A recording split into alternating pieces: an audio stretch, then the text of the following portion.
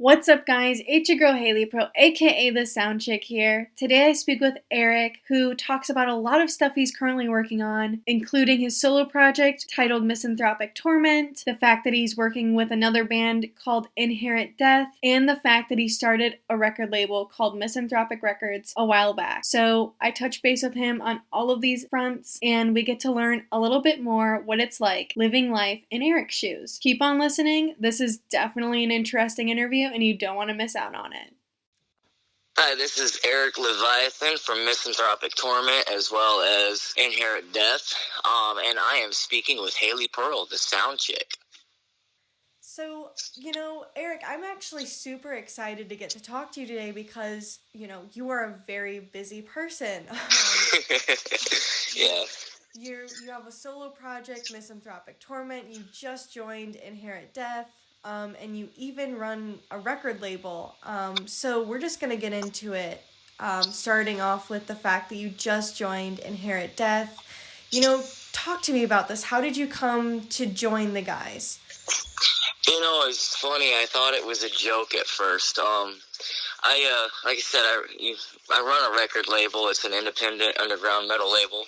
And I was talking about my solo project, just giving people glimpses of my music in the band chat. And Inherent Death, he said, Aaron Watterson says, why don't you come out here and sing for us? And they're a band on the label. And I thought they were joking because I'm like, dude, you're in Texas. I live in Kentucky. I didn't think anything of it. I thought he was just joking. But later on that night, they had a band meeting with my wife. My wife manages them. And it turns out that they were serious. They're like, dude, we will fly you out here. I mean, I guess they like my vocals. All I really do is make obnoxious noises, but, So one thing turned into another. Now I'm learning all their songs, and they're incorporating certain styles I have. I have some huge Death influences. The band Death, they're just awesome.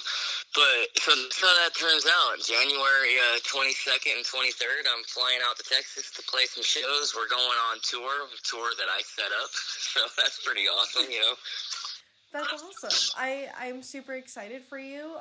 That's kind of crazy how it all went down. But that's awesome that you're going to get to be able to work with these guys. Yeah, definitely. I love their sound. I mean, I listened to it like several times. Obviously, I have to learn their music, but the more I listen to it, it's just, it's going to come out natural, and that's the best music, the stuff that just flows right out, Right, absolutely. So, I know that you have been in the studio working super hard on your solo project. You're working on a new album with a music video, I believe, coming out soon. What's it been like getting back into the studio and making music? I took a break from the studio for a while because I was just, I don't know, man. I got into like a block, and I love music, and I hate. It's not good when it becomes something that just like becomes stagnant, Right. So I took a year break, and I worked on the label, and working on the label makes it hard for me to work on my music as well. So, I mean, it keeps me pretty busy. But, the Leviathan album, it's a solo project.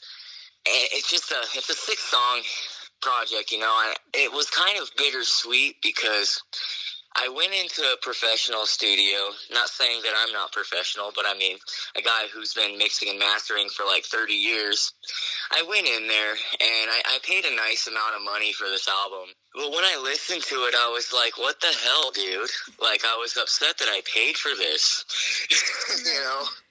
So the process of that is the album actually was supposed to have been released already.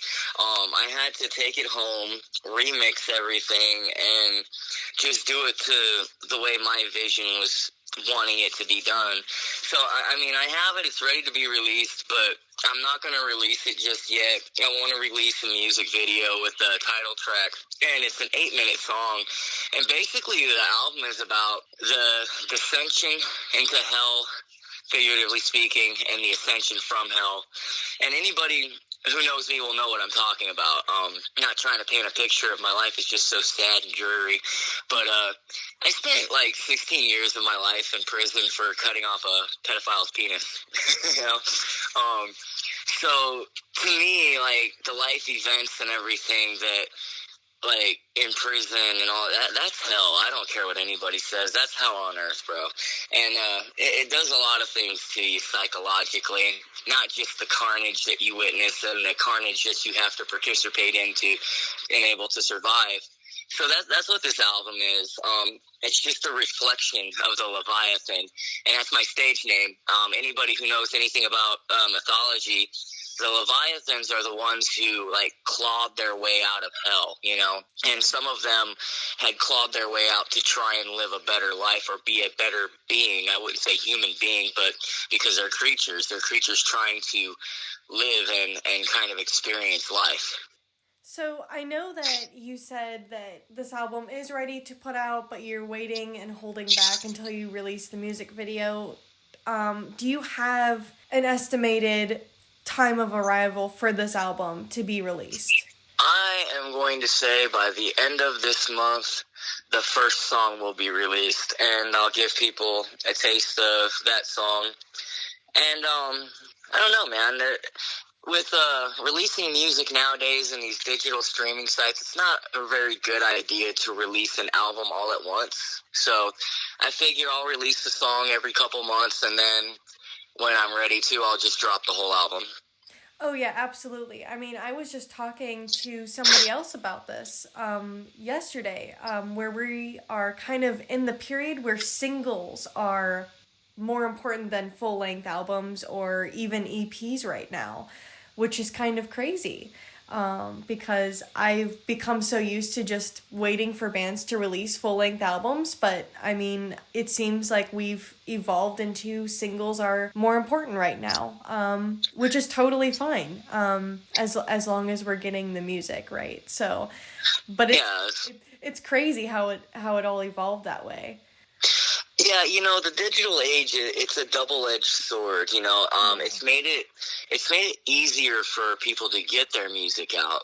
But the problem with that is that there's so much music out there now that, well, I mean, when I was growing up, you had to wait in line. I mean, sometimes you'd wait outside the CD store for like a day or two before an album like was dropped, and people wanted to be the first person to get that album if it was a good band and they knew who they were. Now it's made music so available that people don't really have the time or the focus to digest the whole album. So if you give them just a little taste of it first, and then they'll listen to it, and if they like the music, they want more. So then you give them another one a couple weeks later.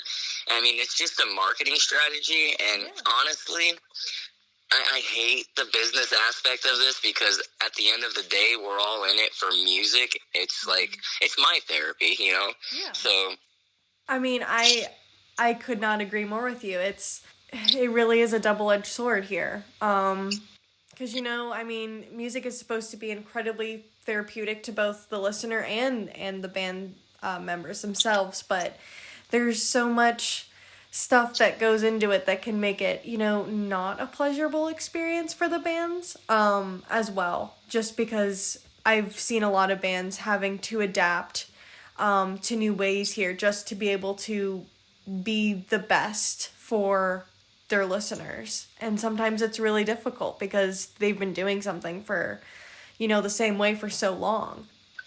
Well, we either adapt or we get left behind, you know. Keeping up with the times is something that Ozzy taught me, you know. I mean, I don't know the man personally, but I grew up listening to his music, and he never really changed his style. He just kept up with the times. And, you know, if the times called for something, that's what he did, you know. And Ozzy's a huge inspiration, though you don't hear that inspiration in my music. You hear more of Death, Evil Chuck, or Cannibal Corpse. I mean, it's what I'm good at, you know. Right. And that's perfectly fine, you know, as long as it works. You know, what was your aha moment that made you realize that you wanted to make music? Oh, this is going back to when I was a kid. I used to listen to a lot of Kiss. You know, laugh at me if you want, but I love Kiss. And I heard God of Thunder, and I was like, for the band. I was like 9 years old. Fast forward a little bit, I'm 14 years old in junior high, and me and my friends get together, and we're like, okay, we're going to start a band. Just like that, like, okay, we're going to start a band. Not one of us had any musical knowledge of anything, so we went and took band class. And next thing you know, like 6 to 8 months later, there's a Battle of the Bands type talent show at our school. And me, I've always been the guy who likes to say things that shock people or that make them think, you know. So we wrote this song called Necrosodomy. It was like an 8-minute song, and it was about like digging up priests from the Vatican who had molested children and sodomizing them with shovels. Well, needless to say, we go up on stage. Our timing is off. It is what it is. But we had fun. It was fun. And it was fun up until they let us finish our song and told us all to come here and expelled us. But, I mean, I knew then it was like, rebel against the establishment. This is what I want to do with my life. Right. You know, I love music. I love making somebody feel something, even if I piss somebody off through what I'm saying, because a lot of my music is about factual stuff. You know, I talk about the world around me. I talk about killing pedophiles. I talk about rebelling against the establishment, trying to, like, tear away the conformity and freedom, you know. So I piss a lot of people off. But, hey, you know, if I offend you, you need it. Yeah. I mean, the one thing that I love about music is it's supposed to, you know, invoke emotion. If you're not feeling anything from a particular song, that is not the song for you, or you're listening to music horribly. You know, one thing that you did say is that you had fun on stage when you did that Battle of the Bands thing, and that's it. I love that you said that, because that's what, you know, music's all about, is having fun. Yeah, if you're not having fun with it, there's no reason to do it. I mean, I see a lot of bands with a lot of great talent, and then I see a lot of bands who they just want to be the next cool thing, and they're not having fun, you know, and you got to have fun with it. Once it stops becoming fun, then it's work. And who wants to work? Absolutely. You know, like, you're not going to have a good time unless you absolutely love what you're doing, you know? So that's obviously the root of it all. But, you know, let's talk about how passionate you are to this music scene, that you even helped create a label, Misanthropik Records. That's exciting. When did this all happen for you? You know, that's a long story, but I'll try and make it as short as possible. After I got out of prison, I founded Misanthropik Torment, and we were doing the whole do-it-yourself thing, and I wasn't always a solo artist with Misanthropik Torment. I went through several lineup changes, and I had a pretty good lineup, I mean, musically, but personally, like, personalities-wise, it was horrible. But this label comes by, and they're like, hey, we want to sign you guys. I'm like, all right, cool. You know, I've never had a label approach me before, so what can you guys do for me that I haven't been doing for myself already? Because that's the question everyone asks, you know, what are you going to do for me that I can't do for myself? Long story short, they gave me this long spiel of putting me in Kerrang! Magazine, Revolver Magazine, and all these great magazines that nobody reads anymore. It's all online. Cool, thanks. Global exposure, I've already got it. Digital platforms, I've already got it. Tour to Europe, okay, now I'm interested. But The kicker is they wanted $8,000. They wanted 50% of everything that my band and I put our money into, and they wanted to own the rights to my music. So I took a deep enough breath to say, suck my dick. And from there, I took a look at the music scene, and I was just shaking my head. I'm like, this is not how stuff is supposed to be. This is not what our founding fathers, the godfathers of metal, wanted for the music scene. So I started Misanthropik Records. You know, I have a lot of connections. I was doing a lot of grunt work, doing everything for my band already, and I found the cheapest outlets in the industry possible with the best quality.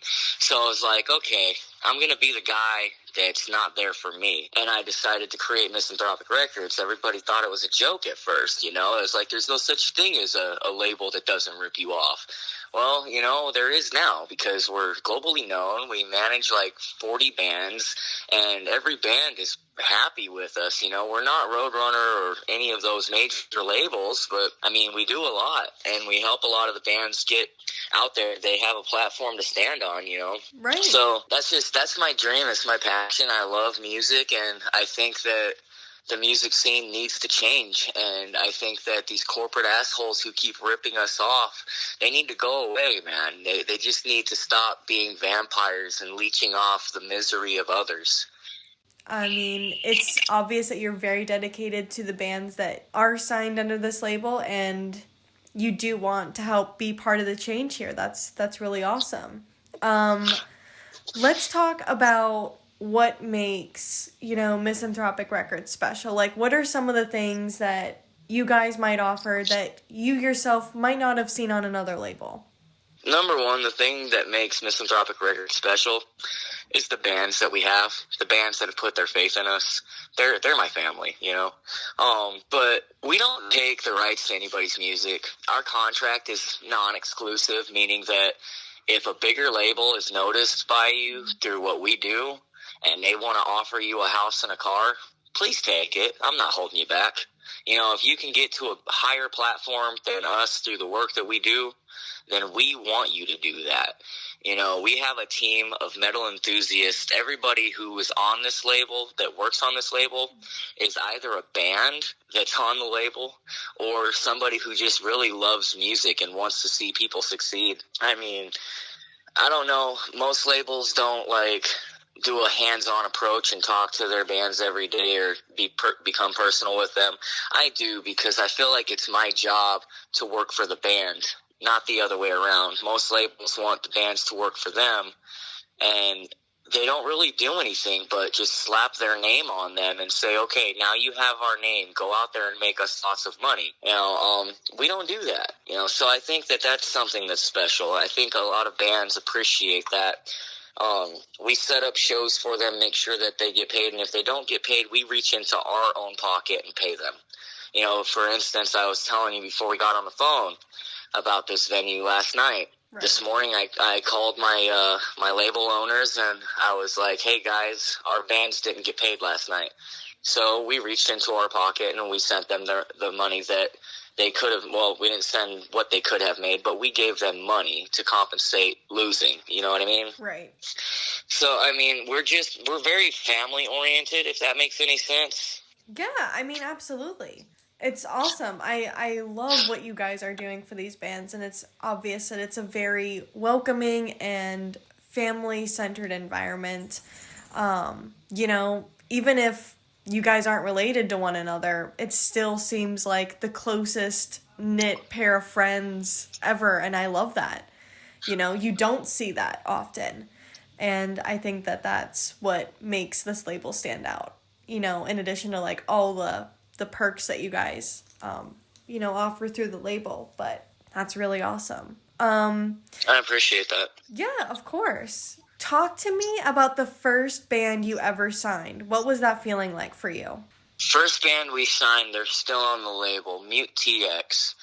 And I was just happy, bro. When I first started this label, honestly, like, I knew what I was doing with music, but it was like a half-assed dream, you know? I didn't think it would take off. I figured, fuck it, let's try it, let's see where it goes. signed Mute TX. They're from Texas, and things just started blowing up from there, you know, by word of mouth. It was just really exciting, like, yay, somebody put their faith in me.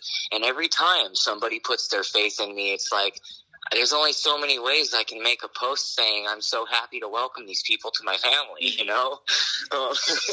It's a beautiful thing. I get happy. And becoming happy is something hard for me these days. I've seen the world in its ugliest forms, and, you know, it's something that's lost. So when I get happy and jittery like a child in a candy store, you know, I feel like I'm doing something right. I feel like I'm helping somebody, and I feel along the way they're helping me as well, because here's what people don't understand. A lot of these major corporations, they don't get that their label is only as good as the bands on it. You know, these labels treat their bands like crap. And it's like your label is only as good as it is because these bands put their faith in you, and you're out here robbing them. That's not right. That's not the way it's supposed to be done. You know, I remember a day when I was growing up when I was taught the honor and integrity of work. And that just got lost somewhere. There's no honor and integrity in no work nowadays. There's no pride in what people do. It's all about what they can take from somebody else, and that's where they get their pride from. It's just misplaced. Yeah. I have a fun one for you. Knowing that you're such a huge music fan, what would you say is your favorite piece of, you know, band merchandise you've ever bought yourself? Oh, why you gotta do that to me? A favorite piece of band merchandise. All of my Death shirts, all of my Death vinyls, my patches, my guitar picks. I don't even play guitar, but I collect them. Dude, everything. Like, I can't pick one thing, you know? I love it all. I love... Oh, wait, okay. Do I have to have purchased it, or can it have, like, hit me in the face? It can have hit you in the face. I think that's fine. Okay, let me tell you a story of how I acquired this piece of merch. This is a funny story. Me and my wife were at a Cannibal Corpse concert, and it was Harm's Way, Cannibal Corpse, and Hate Eternal, right? Well, Hate Eternal is playing towards the end of their set, and we're in the front row, and the drummer, he throws his sticks out into the audience, right? Well, one flies right past my head. My wife slaps it to grab it. It falls on the ground, and I look, just as I look up, the other one, the part of the drum that hit, the drumstick that hits the end of the drum, that little knob part, hits me at what feels like 25 miles an hour, dead center in my eye. And my eye started, like, watering, and, like, I thought it was blood at first because there was so much. Right. So I thought my eyeball fell out. I thought I lost my eye. So I get down on the ground while everyone's moshing, trying to find my eyeball so it doesn't get stepped on. I can't find my eyeball, but I find the drumstick. So I'm just like, okay, fuck it. I get back up and start headbanging. You know, if it's gone, it's gone. Whatever. Right. So, I mean, I have the drumsticks on my wall right now. So that was really cool. You know, I mean, look, I didn't lose my eye. I'm happy about that. But. Yeah, I could. Yeah, you don't want to lose a body part. That's awesome. That's crazy. But that is awesome, though. I love that. Yeah. We go through a lot of pain in metal, you know. When I go to a mosh pit, I feel like I've been into a fight for like 3 or 4 days. Oh, yeah. I love it. I mean, I remember... So, I got into metal at a very young age. And I remember the first mosh pit I was ever in. And I ended up getting a bloody nose. And my parents were concerned because I was their first kid that ever was into, like, this heavy of music. And of course, you know, metal is seen as a very violent genre. It's only violent if you get hurt. Right. Yeah. Right. And So when I came home and was like all giddy that I got like my first nosebleed after, getting just railed in the face at a metal concert, they were like, "This isn't okay. Like, you need help." But like it's so worth it. Like, the dedication the fans have to this particular music scene is far greater than any other music scene that I have observed. And I've been to a lot of different concerts featuring several different bands, not all metal, so I know what dedication looks like in a crowd performance. And I would have to say that metal fans definitely get into it more. It's going to be more fun and energetic for us. Oh yeah, I have yet to run into anybody who has ever said, "Oh, I used to listen to metal, but I don't anymore." Mm-hmm. However, I have run into a lot of people who have said, "I used to listen to a different genre of music, but I just don't like it no more." I've run into that. But metal is something that grabs a hold of your soul, and it just keeps you, and it's, I don't know, it's like a warm, loving embrace or whatever emotion that you're feeling. And a lot of people have this misconception that, it's just really angry music. Well, it is angry. A lot of people are angry. Have you looked at the world? Have you opened up your eyes lately? Right. But this angry music, it grabs a hold of a place and lets you know, hey, man, you're not alone. There are other people who see this and we're outraged too. Or whatever, whatever you're going through, it's subjective and it can help you through anything. And people don't understand that, they think that we're all Satanists hanging from chandeliers and sacrificing baby cats or something. Right? That is the worst misconception I have ever heard. Well, I have one last question for you, and that is, what is some advice you would pass down to upcoming artists or even business entrepreneurs? Oh, shit. Okay. Have a contract for everything. Everything. I don't care how minute it is. Have a contract for everything, even if the person is your best friend.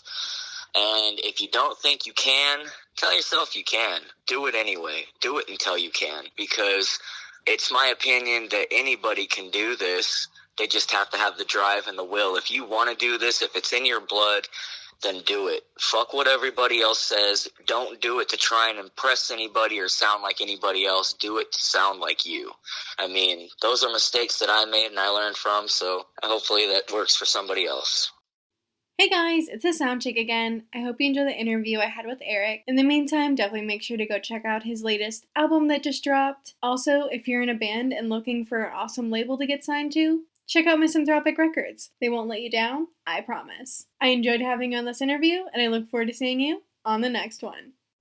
The views, thoughts, and opinions expressed by the interview subject belong solely to themselves and not necessarily the SoundChick or its sponsors. We thank you for tuning in and look forward to seeing you on the next broadcast. If you're interested in reading up more of my interviews or music reviews that I do, follow me on my social media on Twitter or Instagram at RealSoundChick. This is a great place to see all of my updates, so definitely check it out there. In the meantime, rock on, my dudes.